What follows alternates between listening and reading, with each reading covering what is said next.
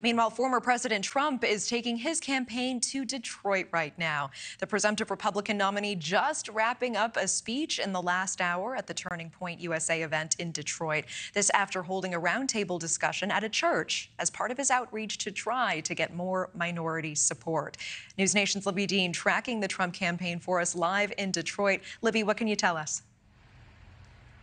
Yeah, hi, Natasha. As you said, we just wrapped up here. Those remarks over an hour. Now, Trump's goal today was to win over voters here in Michigan that he may have lost in 2020, but had in his back pocket in 2016. He lost here in the state in 2020, of course, won here in 2016. Now, he made a stop at a church just down the road from here where he spoke with African-American voters as well as evangelical voters, a core base that he will need if he wants to win in November. And what he had to say to them, the most noteworthy thing, was actually about his potential VP pick. He said that Congressman Byron Donalds, is high up on that list. Take a listen to what he had to say. Byron Donalds is an incredible guy. Incredible guy. And I noticed he happens to be on the list of potential vice presidents. Would anybody like to see him as a vice president? I notice your name is very high on the list. That's good. You should be on the list, too.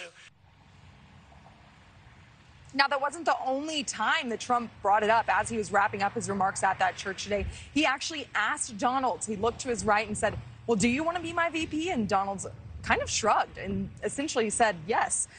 Very interesting there. Now, those remarks that we just heard from Trump, he, of course, slammed President Biden for his handling of the border, something that we continuously hear. And he said that the state of Michigan is better off with him in 2024 than the current president.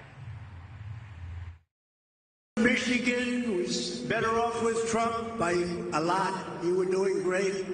Companies were moving back and the car companies weren't moving out. And Michigan's 15 electoral votes are going to be crucial in this upcoming election, given the status of how things are and how tight this race is. And I spoke with someone within the Trump campaign who heads the things here in Michigan. They tell me that they have dozens of offices here open in the state and that this is a big priority for them heading into November. Natasha? Okay, Libbey Dean live for us in Detroit with that. Thank you. Thank you for watching. Go to newsnationnow.com to find NewsNation on your television provider. And don't forget to click the red subscribe button below to get more of NewsNation's fact-driven, unbiased coverage.